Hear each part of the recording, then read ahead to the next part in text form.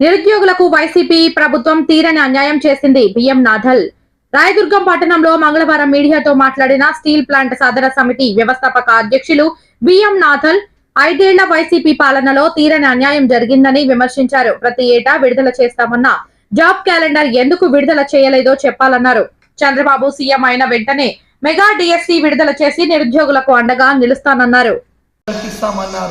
ఎక్కడ చేశారని మిమ్మల్ని ప్రశ్నిస్తున్నాను. మా రాయదుర్గం నియోజకవర్గంలో పారిశ్రమ తీసుకొని వస్తామన్నారు, సోలార్ ప్రాజెక్టులు తీసుకొని వస్తామన్నారు, ఎంతో మంది యువతకు ఉద్యోగాలు కల్పిస్తామన్నారు. ఇప్పుడు ఎన్నికల సమయం ఆసన్నమైంది, ఎందుకు రాలేకపోయాయని మిమ్మల్ని నేను ప్రశ్నిస్తున్నాను. ఎందుకు నిరుద్యోగ యువకులు ఓటు వేయాలి ఫ్యాన్ గుర్తుకొని నేను మిమ్మల్ని ప్రశ్నిస్తూ ఉన్నాను. ఈ 5 ఏళ్ల పాలనలో బిఎడ్ టీటీసీ చేసిన ప్రతి చదువుకున్న విద్యార్థులకు ఒక్క టీచర్ పోస్టు కూడా ఎందుకు వైసీపీ ప్రభుత్వం జగన్మోహన్ రెడ్డి గారు కేటాయించలేదు? ఎందుకు యువతను నిరుద్యోగులను మోసం చేస్తున్నారు? ఈరోజు కష్టకాల పరిస్థితుల్లో మా నిరుద్యోగులు యువతులు బజార్లో తోపుడు బండ్లు తొప్పుకుంటా పనులు లేక రోడ్ల మీద తిరుగుతూ ఉన్నారు. ఎందుకు కేటాయించలేకపోయినారు ఉద్యోగాలు? ఎక్కడ జరిగింది జగన్మోహన్ రెడ్డి గారు?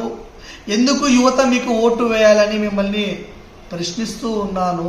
క్యాలెండర్ ఈ సంవత్సరం కానీ గతంలో కానీ ఎందుకు జాబ్ క్యాలెండర్ని ప్రకటించలేకపోయినారు? ఒక మేనిఫెస్టోని ఖురాన్, బైబిల్, భారతం లాగా రామాయణం లాగా మీరు పవిత్రమైన గ్రంథంలా భావిస్తున్నారు కదా, ఎందుకు వాటిని అమలు చేయలేకపోయినారు 100% అని వైసీపీ ప్రభుత్వాన్ని జగన్మోహన్ రెడ్డి గారు నేను ప్రశ్నిస్తూ ఉన్నాను.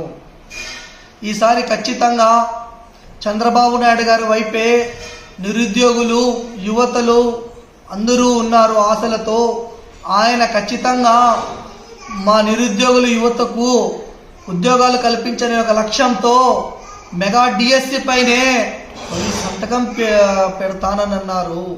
రాయదుర్గం చుట్టుపక్కల ప్రాంతంలో స్కిల్ డెవలప్మెంట్ శిక్షణ కేంద్రం ఏర్పాటు చేస్తామని చంద్రబాబు నాయుడు గారు చెప్పడం మా రాయదుర్గంలో యువతలో నిరుద్యోగుల్లో ఎంతో సంతోషాన్ని వ్యక్తమయ్యింది.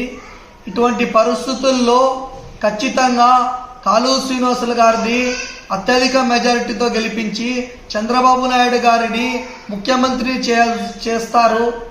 మేము నిరుద్యోగులంతా ఖచ్చితంగా చంద్రబాబు వైపే ఉన్నాము.